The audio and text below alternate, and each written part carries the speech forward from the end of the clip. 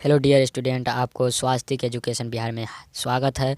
और नए साल के लिए 2024 के लिए आप लोग तैयारी के लिए हमारे साथ जुड़ जाइए, क्योंकि 2024 में जितना भी वीवीआई ऑब्जेक्टिव हिंदी का होगा 12th का वो ज़रूर मिलेगा। अभी हिंदी सब्जेक्ट हिंदी है, मार्क्स 50 है, मतलब 50 मार्क्स का वीवीआई ऑब्जेक्टिव है। बहुत ज़्यादा इधर उधर से मतलब छाँट के इसको बहुत बढ़िया तरीक़ा से बनाया गया है। ठीक है, क्लास 12th का है। चलिए चलता है फर्स्ट क्वेश्चन पे।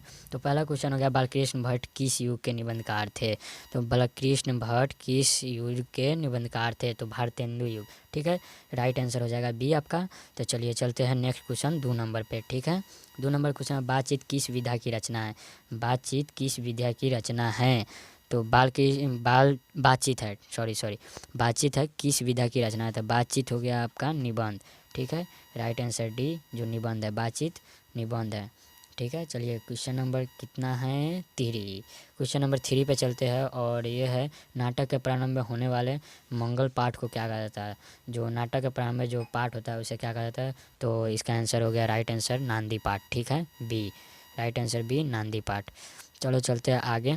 क्वेश्चन नंबर 4, बालकृष्ण किस काल के रचनाकार थे?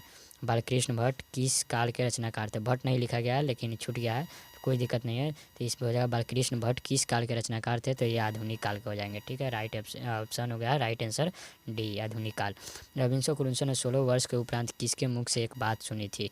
तो रबिन्सो क्रुसो ने फ्राइडे के मुख से एक बात सुनी थी, जो फर्स्ट बार सुने थे। ठीक है, तो इसका हो गया आंसर ए। चलिए अब चलते हैं क्वेश्चन नंबर 6 पे।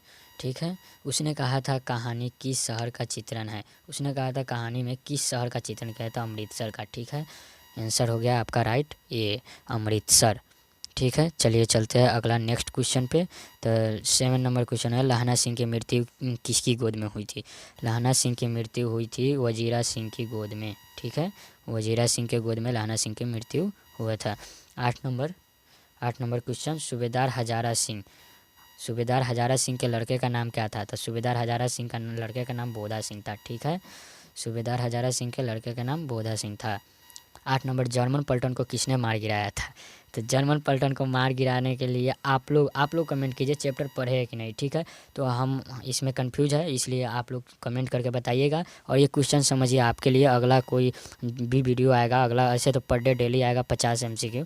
ठीक है, तो आप लोग अगला वीडियो में इसका कमेंट और इसका स्क्रीनशॉट लेके ज़रूर भेजिएगा। ठीक है, चलिए चलते हैं नेक्स्ट क्वेश्चन पे। 9 नंबर क्वेश्चन, सरकार ने सूबेदार को ज़मीन कहाँ दिया था?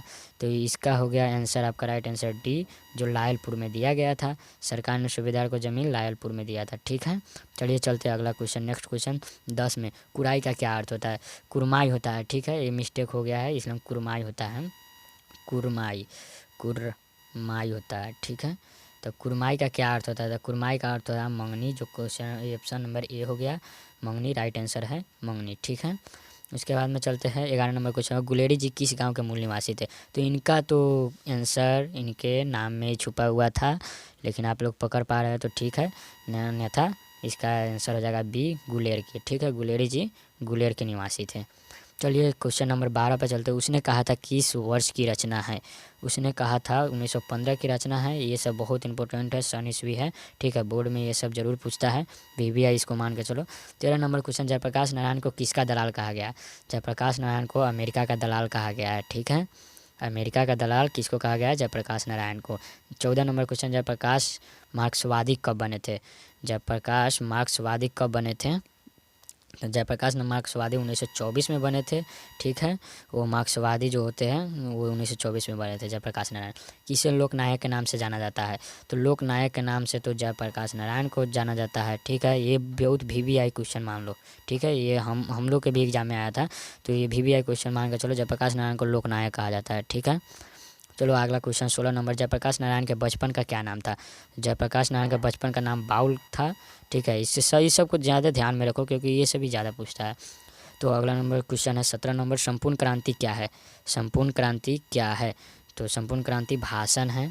ठीक है, इसमें आंदोलन के बारे में चर्चा किया गया है, तो ये भाषण माना जाता है। ठीक है, 18 नंबर, 1974 में छात्र आंदोलन का नेतृत्व किसने किया था? 1914 में छात्र आंदोलन 1974 में छात्र आंदोलन का नेतृत्व किसने किया था? ठीक है, तो जयप्रकाश नारायण जगह। ठीक है, right answer D, Jayaprakash Narayan. चलो अगला क्वेश्चन पे चलते हैं। 19 नंबर, जयप्रकाश नारायण को भारत रत्न की उपाधि कब दिया गया था? तो 1998, राइट आंसर 1998 इसको रट लो। ठीक है, क्योंकि ये सन ईस्वी और सन ईस्वी में ज़्यादा बच्चे लोग भूलते हैं, स्टूडेंट लोग, तो इसको ज़्यादा कर सन ईस्वी को तो ज़्यादा रटना चाहिए। ठीक है, उसको ज़्यादा बार देखो, ज़्यादा बार, ऐसे तो हम लोग ज़्यादा उसको हमेशा डालते रहेंगे सन ईस्वी वाला चीज़ को। ठीक है, तो चलो चलते हैं 20वां नंबर क्वेश्चन। अर्धनारी स्वर पाठ के लेखक कौन है? तो अर्धनारी स्वर पाठ के लेखक हो गया आपका right answer B, Ramdhari Singh Dinkar. ठीक है, right answer B, Ramdhari Singh Dinkar. चलो 21 नंबर क्वेश्चन, दिनकर जी की पहली कविता किस पत्रिका में प्रकाशित हुआ था? तो दिनकर जी के पहली जो पत्रिका थी वो छात्र सोहदार में हुआ था। ठीक है, 21 नंबर क्वेश्चन का हो गया आंसर क्या? ये छात्र सोहदार। चलिए अगला क्वेश्चन पे चलते हैं। 22 नंबर क्वेश्चन, दिनकर के अनुसार यदि पति भी चाहे तो पत्नी क्या है? तो क्या है पत्नी? तो भावना। ठीक है, भावना नाम भी होता है, थोड़ा बच गया। दिनकर के अनुसार पति भी चाहे तो पत्नी भावना है, राइट आंसर सी। ठीक है, चलो चलते हैं अगला क्वेश्चन पे। 23 नंबर, नारीश्वर शंकर और पार्वती का क्या रूप है? कौन सा रूप है? तो इसको कल्पित रूप मान लो। ठीक है, मान लो क्या ये राइट आंसर है, कल्पित रूप। चलो अगला क्वेश्चन पे देखते हैं। 24 नंबर, युद्ध और शांति की समस्या पर लिखी गई काव्य कृति है। युद्ध और शांति, इसमें तो इसके नाम में है युद्ध। युद्ध यानी कुरुक्षेत्र, महाभारत में जानते हो ना, कुरुक्षेत्र, वही है कुरुक्षेत्र। तो युद्ध और शांति पर लिखी गई काव्य कृति कौन सी है? तो कुरुक्षेत्र, राइट आंसर बी। चलो अगला क्वेश्चन देखते हैं। 25 नंबर, गंधारी थी, गंधारी कौन थी महाभारत में? दुर्योधन की माँ। तो ये सब क्वेश्चन धर्म वगैरह पर इसलिए आने का चांस रहता है। ठीक है, चलिए चलते हैं अगला। 26 नंबर, अर्धनारी स्वर में किस गुण का समन्वय है? अर्धनारी स्वर में किस गुण का समन्वय है? तो नारी और पुरुष। ठीक है, नारी और पुरुष का समन्वय है, सी नंबर राइट आंसर। ठीक है, राइट आंसर, नारी और पुरुष दोनों का समन्वय है अर्धनारी स्वर में। ठीक है, महेश्वर की पत्नी का नाम क्या था? महेश्वर की जो पत्नी थी उसका नाम क्या था? तो मालती, राइट नंबर, राइट ए, मालती। ठीक है, आंसर राइट हो गया मालती। मालती के पति क्या हुआ करते थे, यानी क्या थे? मालती के पति जो थे प्रोफेशन से क्या थे? तो डॉक्टर थे। यानी क्या काम करते थे? तो डॉक्टरी का काम करते थे। ठीक है, मरीज को चीरफाड़ कौन करते थे? तो मालती के पति। तो चलो चलते हैं 29 नंबर क्वेश्चन। ठीक है, 29 नंबर क्वेश्चन है, मालती महेश्वर की संतान का क्या नाम था? तो टीटी, बी नंबर, ट्रेन वाला टीटी, जानते हो ना, ट्रेन में टीटी पकड़ लेगा, वही टीटी था। रोज़ कहानी का नायिका है, रोज़ कहानी की नायिका है तो मालती। रोज़ कहानी का नायिका माने मेन जो उसका पात्र है किस पर नियमित मानकर लिखा गया है? तो मालती पर नियमित मानकर कहानी लिखा गया है। ठीक है, मालती का जीवनी का। रोज़ इनमें क्या है? रोज़ क्या है? रोज़ क्या है? तो कहानी है। ठीक है, रोज़ कहानी है, जो मालती का है वो रोज़ जो है वो कहानी है। ठीक है, ये अगला चैप्टर है, रोज़ कहानी है। ठीक है, रोज़ शीर्षक कहानी के लेखक कौन है? तो रोज़ कहानी के शीर्षक के लेखक अज्ञे जी है। ठीक है, रोज़ शीर्षक कहानी के लेखक अज्ञे जी, राइट आंसर बी, अज्ञे जी। ठीक है, चलिए चलते हैं आगे बढ़ते हैं। 33 नंबर क्वेश्चन, अज्ञे मूलतः क्या थे? अज्ञे मूलतः क्या थे? निबंधकार थे कि उपन्यास थे कि कहानीकार थे कि व्यंगकार थे? तो ये कहानीकार हो जाएगा। ठीक है, आंसर नंबर हो गया आपका सी, कहानीकार। आगे क्या थे? तो कहानीकार थे। 1914 में 1914 में भगत सिंह किस पार्टी के ओर आकर्षित हुए थे? यानी कब हुए थे 1914 में, और किस पार्टी की ओर? तो गद्दर पार्टी की ओर। ठीक है, आंसर हो गया आपका डी, गद्दर पार्टी की ओर आकर्षित हुए थे। कौन? 1914 में भगत सिंह। भगत सिंह। चौरी चौरा कांड कब हुआ था? ये बहुत इंपॉर्टेंट क्वेश्चन है बच्चों, चौरी चौरा कांड बहुत इंपॉर्टेंट है, और इसका राइट आंसर 1922 होगा। और इसको ये एकदम ध्यान में रखो, ऐसे तो हम लोग हर सेट में पर डे डेली जो क्लास होगा, डेली जो क्लास होगा उसमें हम हर सेट में डालेंगे। ठीक है, हर सेट में ऐसा ऐसा क्वेश्चन शनिश्चरी वाला रहेगा जो क्लियर होते चलेगा। 36 नंबर क्वेश्चन, भगत सिंह के हृदय में किसका भावना नहीं है? तो भगत सिंह के हृदय में किस चीज़ का कोई स्थान नहीं है? किस भावना का कोई स्थान नहीं है? तो प्रेम का, राइट आंसर बी, प्रेम हो जाएगा। ठीक है, चलिए चलते 37वां नंबर क्वेश्चन, सन 1926 में भगत सिंह ने किस दल का गठन किया था? तो भगत सिंह ने नौजवान भारत सभा, नौजवान भारत, उस समय भगत सिंह नौजवान थे, इसलिए उन्होंने नौजवान भारत सभा का, जो भारत सभा जो होता है उसका गठन किया था। कब? तो 1926 में। 1926 में भगत सिंह ने किसका गठन किया? नौजवान भारत सभा का। ठीक है, भगत सिंह को कब फांसी दिया गया? भगत सिंह को कब फांसी दिया गया? तो 23 मार्च 1931 को, इसको नियमित मान लो। ठीक है, राइट आंसर 23 मार्च 1931 को। भगत सिंह के चाचा का क्या नाम थे? भगत सिंह के जो चाचा थे उनका नाम था अजीत सिंह। ऐसे भी क्वेश्चन पूछ सकता है बच्चों कि भगत सिंह के चाचा का नाम अजीत सिंह था, ठीक है। तो अजीत सिंह भगत सिंह के क्या लगते थे, अजीत सिंह जो थे वो भगत सिंह के क्या लगते थे। ऐसे भी क्वेश्चन पूछ देगा कि अजीत सिंह भगत सिंह के क्या लगते थे, तो चाचा लगते थे, ठीक है। चलो चाचा लगते थे। तो आगे बढ़ते हैं 40 नंबर क्वेश्चन। मतवाला पत्रिका कहाँ से निकलती है। सॉरी बच्चों 36 नंबर पे चले गए, 40 पे थे। 40 नंबर क्वेश्चन, मतवाला पत्रिका कहाँ से निकलती है। मतवाला पत्रिका कलकत्ता से निकलती है, ठीक है। Right answer D Calcutta.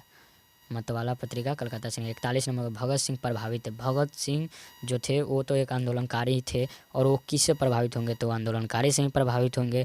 तो इनमें कौन आंसर हो जाएगा, तो मार्क्स, कार्ल मार्क्स हो जाएगा। कार्ल मार्क्स बहुत ज़्यादा बड़ा योद्धा था, उससे बहुत ज़्यादा प्रभावित है भगत सिंह। 42 नंबर क्वेश्चन, इनमें से कौन सी रचना जगदीश चंद्र माथुर की है। तो जगदीश चंद्र माथुर की है ओ सदा निरा सी, ठीक है। राइट आंसर सी हो जाएगा। चलो चलते हैं अगला क्वेश्चन पे। 43 नंबर क्वेश्चन है, चंपारण क्षेत्र में बाढ़ आने का मुख्य कारण क्या है। तो बाढ़ आने का मुख्य कारण जंगलों की कटाई है। जंगलों की कटाई माने कि देखो जंगल जो होता है ना वो बांध के ज़्यादा किनारा, जैसे बांध होता है इस पे जो पेड़ पौधे होते हैं उसको काट देगा, उसका जड़ें जो होता है वो सूख जाता है, सूखने के बाद बांध टूट जाता है, बांध टूटता है तो पानी क्या होता है, बाढ़ के रूप में निकलता है, ठीक है। तो 44 नंबर क्वेश्चन हो गया आपका, पुंडलिक जी कौन थे। पुंडलिक जी का गाँव के मुखिया रहल ना, हो गाँव के मुखिया ना रहल।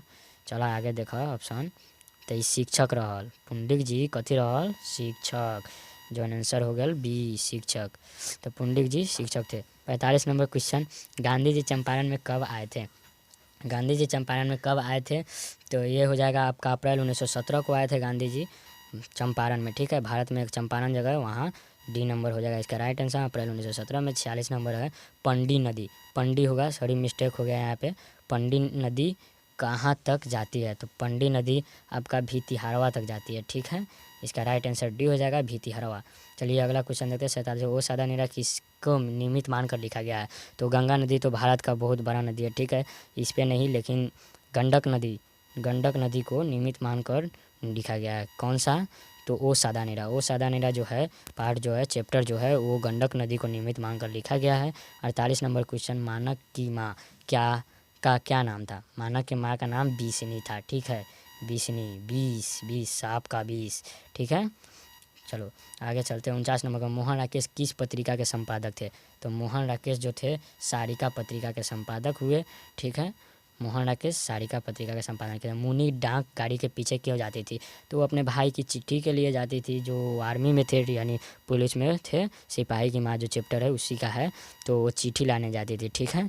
चलो बच्चों अब क्वेश्चन समाप्त हुआ। पर डे डेली क्लास के लिए तैयार हो जाएं, और पर डे और 12 तक जो आपका फाइनल एग्जाम है वो उस तक पहुँचने के लिए लाइक सब्सक्राइब कर ले और शेयर भी सेशन को कर दे, ताकि पर डे आपको 50 MCQ, ठीक है, 50 क्वेश्चन डेली मिलेगा। इसके लिए लाइक कर ले और सब्सक्राइब कर ले, ताकि सबसे पहले आपको पता चले, ठीक है। और अपने दोस्तों को भी बताएं कि यहाँ से हम ऑब्जेक्टिव क्लियर कर रहे हैं, ठीक है। पर डे नए VVI ऑब्जेक्टिव के लिए लाइक सब्सक्राइब जरूर करें, ठीक है। जय हिंद, जय भारत।